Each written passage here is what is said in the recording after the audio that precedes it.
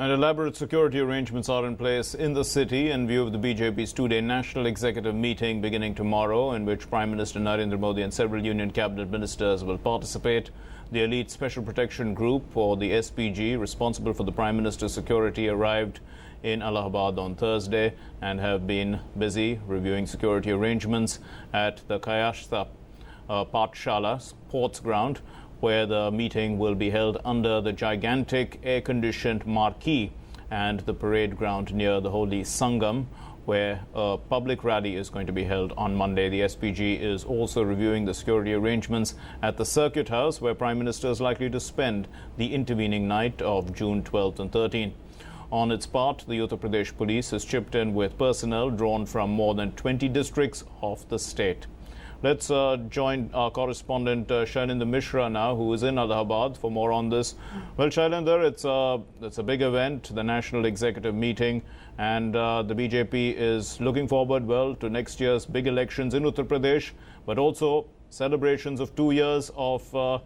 governance at the centre.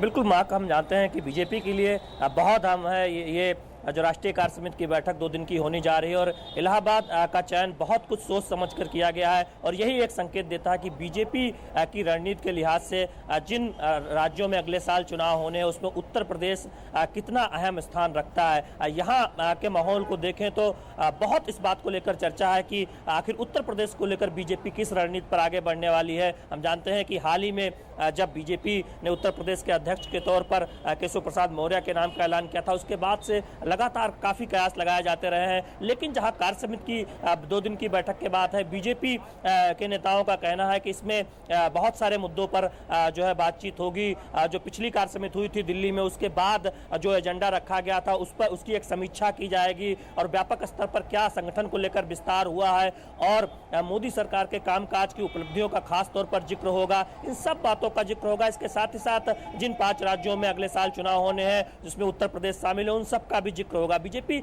सीधे तौर पर ये नहीं कह रही कि उत्तर प्रदेश सब जो है ही एक सबसे बड़ा अहम मुद्दा कार्य समिति की बैठक का हो सकता है, लेकिन ये जरूर है कि उत्तर प्रदेश पर सभी की निगाहें लगी होंगी। बहुत सारे और जो समसामयिक मुद्दे हैं, जो राजनीतिक जो माहौल है, उन सब पर चर्चा होगी, केंद्र सरकार के कामकाज पर चर्चा होगी, लेकिन निश्चित तौर पर निगाहें जरूर लगी रहेंगी उत्तर प्रदेश को लेकर बीजेपी किस और रणनीति पर आगे बढ़ने वाली है, और क्या कोई संकेत यहाँ राष्ट्रीय कार्य समिति की बैठक से मिलेगा। Thanks very much, Shailendra, for joining us from Allahabad and putting that important national executive meeting into perspective. Let's